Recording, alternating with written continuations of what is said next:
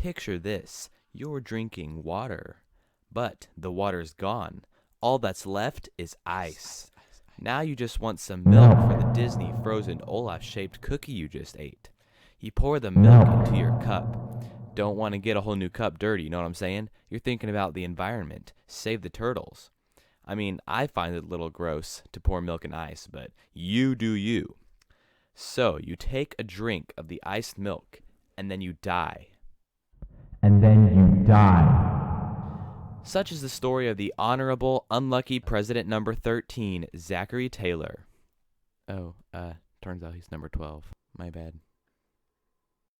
Zachary Taylor, 6'9"-ish, 64 years old when elected to office, Mexican-American war hero. He is ranked 35th of 45 presidents by Business Insider, but I rank him second of the 7 presidents I covered in a report in 8th grade.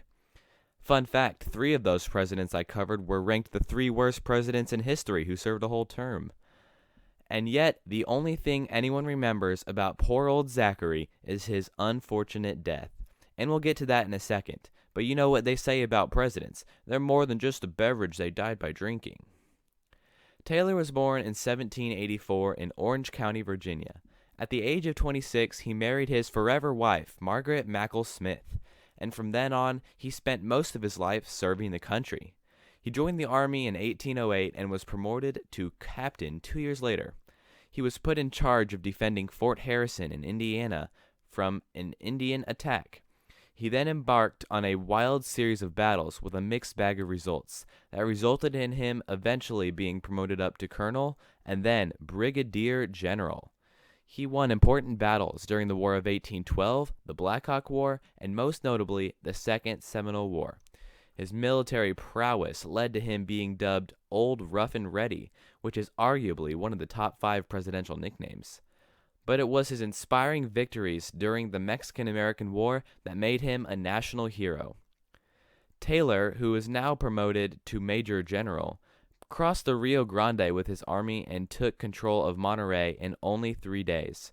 Another general was sent off to attack Veracruz, taking many of Taylor's troops with him.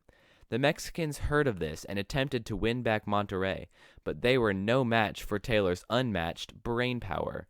Despite Mexico's larger force, Taylor managed to defend the city and held on to it until late that year when he sailed home in preparation for the 1848 presidential election.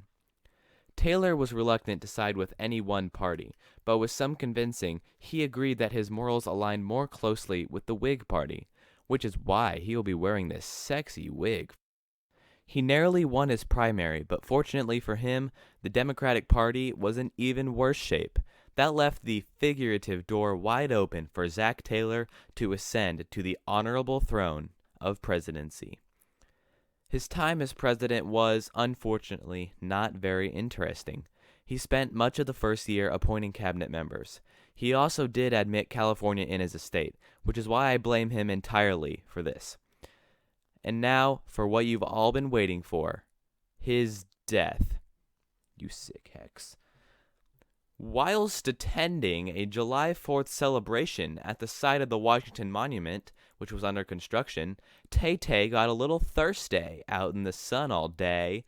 He fought the heat by consuming, quote, copious amounts of raw fruit and iced milk. Thank you, Wikipedia. This was before pasteurization had been invented by Louis Pasteur, so that milk still had all that grossies in it that it had had since being inside the cow. Unsurprisingly, this made old Zachy T more than a little queasy. 1850s doctors diagnosed El Presidente with cholera morbus, the symptoms of which included diarrhea and dysentery. And once you get those nasties, it's only a matter of time. Sadly, our old friend Z-Train died only 5 days later.